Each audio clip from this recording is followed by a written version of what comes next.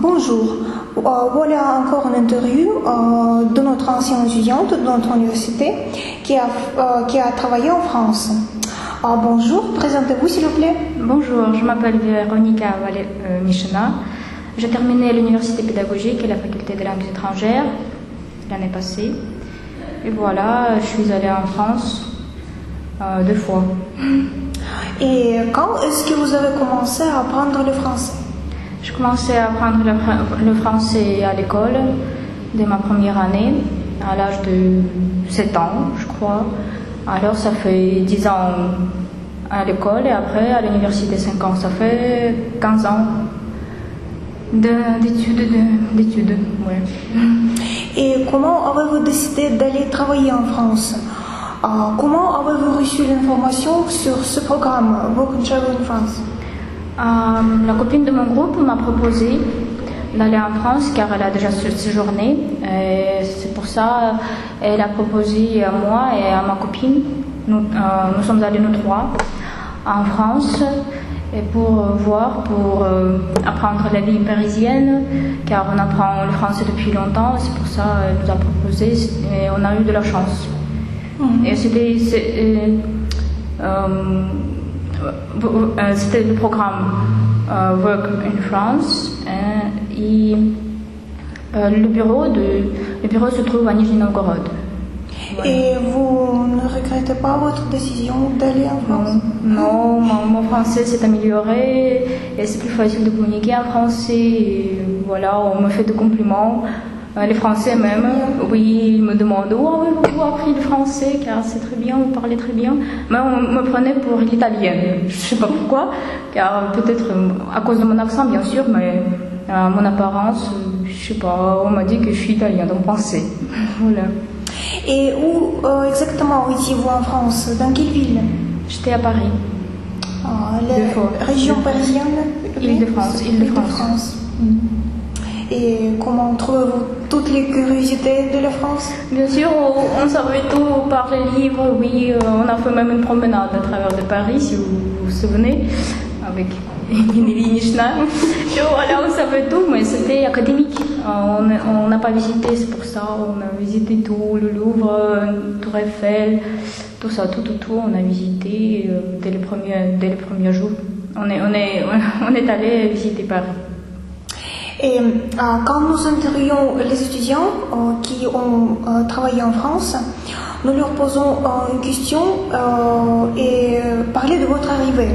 Et les réponses à cette question sont beaucoup différentes. Quant à vous, qu'est-ce qui vous a frappé le plus si on compare avec les Russes?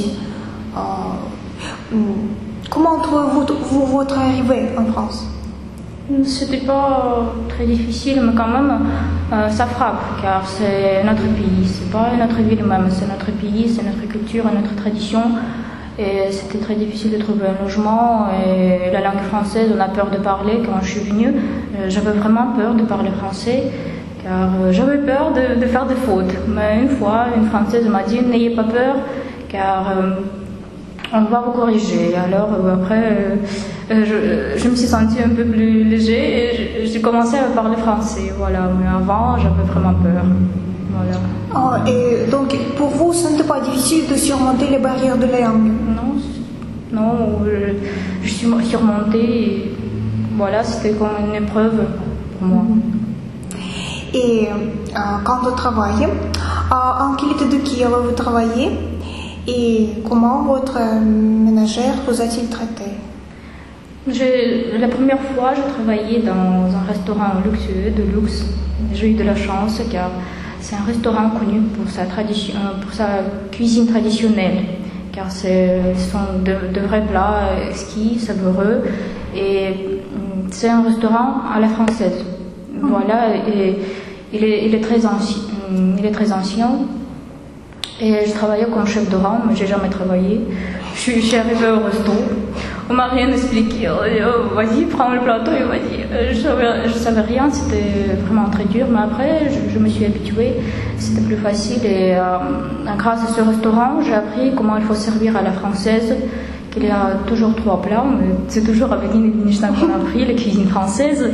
Et voilà, et maintenant j'ai vu comment cela se passe, comment sont les plats français, comment on mange, comment il faut servir, il faut proposer le vin, tout ça, il faut changer le couvert. C'était vraiment un bon endroit pour apprendre les cuisines françaises. Après, le deuxième été, j'ai travaillé dans le restaurant italien. C'était plus facile pour moi car ce restaurant était, c'était pas de luxe, c'était un restaurant plus, comment dire, il n'était pas de haute qualité, si on peut dire. Et il se trouve au centre de Paris, face à Notre-Dame. Alors tu manges comme ça. Et tu regardes Notre-Dame et tu manges du plat. Oh, c'était vraiment très bien. Cela m'a plu beaucoup.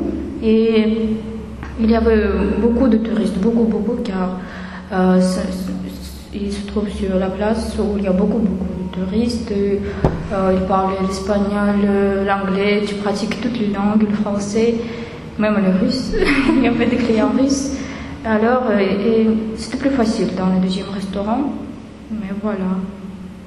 Et les stéréotypes de la France sur les Français et sur les Français sont connus dans le monde entier. Est-ce que cela vous a empêché pendant votre séjour? Non, je savais que les Français aiment bien manger. Voilà, j'ai vu ça.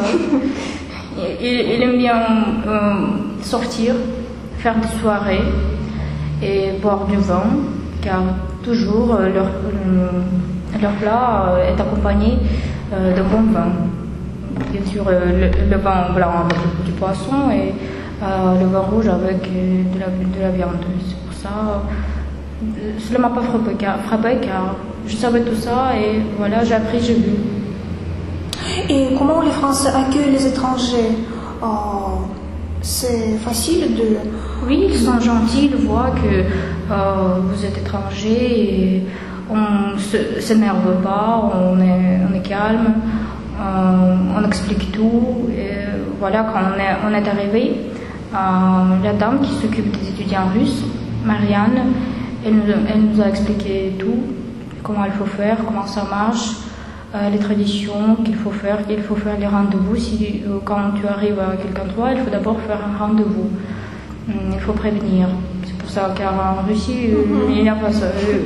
On ne voit jamais, on vient comme ça, et on te doit accueillir. Et là-bas, non, ça ne marche pas. Il faut faire un rendez-vous. Voilà, elle nous a expliqué. Et grâce à elle, j'ai appris beaucoup de choses. Et en ce qui concerne la vie en France, avez-vous eu quelques difficultés pour trouver un logement? Oui, il y a bien sûr, il y a une difficulté car on a pris une revue avec des annonces, mais c'était très difficile car quand on disait que nous sommes russes, nous voulons loger votre appartement, on quittait, c'est tout. On ne voulait pas avoir l'affaire avec des Russes, c'est pour ça que c'était très difficile. Mais une copine avait un ami à Paris et nous a aidé à trouver l'appartement. Alors, on n'avait pas beaucoup de difficultés, on a eu de la chance quand même. Et la deuxième fois, j'avais déjà des amis français et ils m'ont hébergé. Voilà. Et comment trouvez-vous la vie quotidienne en France? Par exemple, la nourriture, le service et ainsi de suite. Parce que, quant à moi, c'est bien différent en Russie, cette situation en Russie et en France. Bien sûr, c'est la viande avec du sang qui m'a frappé le plus. C'était très difficile, je n'ai pas aimé. Mais il y a d'autres plats, surtout le fromage et le vin, que j'ai goûté et j'ai beaucoup aimé. Voilà, et le service, j'ai déjà parlé, que j'ai appris ça, le service au restaurant.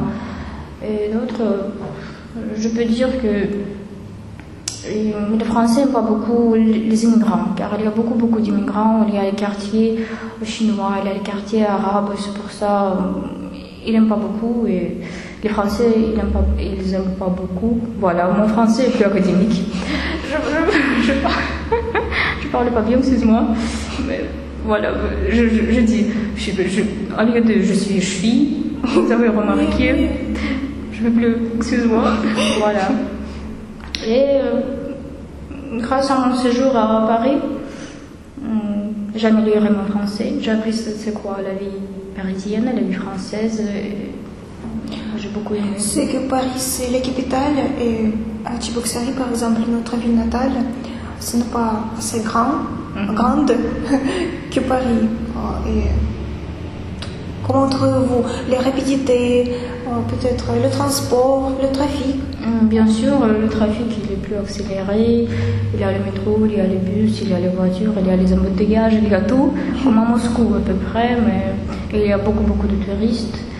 Et en été surtout, la vie est pleine de gens et c'est pour ça que les Français préfèrent partir en vacances au mois d'août car il y a les touristes qui viennent surtout en août.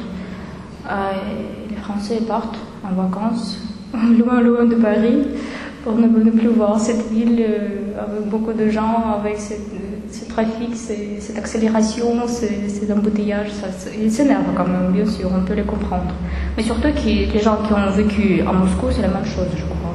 Moi, j'aime pas les grandes villes, mais quand même, Paris, c'est autre chose. C'est très joli, c'est très beau. Et Paris est très connu dans le monde entier. Oui, c'est ça. Et est-ce que vos espérances sont justifiées, enfin, ayant en général? Oui, mais je peux dire que la Tour Eiffel ne m'a pas plu. La première vue, je sais pas.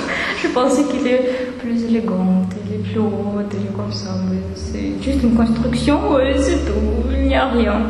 Mais j'aimais beaucoup la Défense.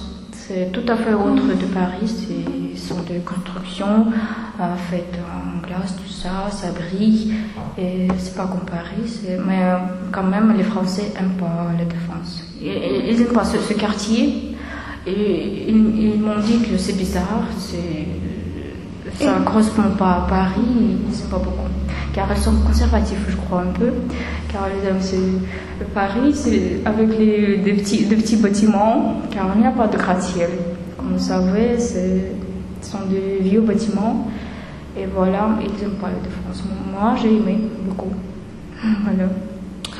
Et pourriez-vous donner quelques conseils à ceux qui envisagent de partir travailler en France? Donc, les conseils pour nos étudiants. N'ayez pas peur, c'est tout, parler, car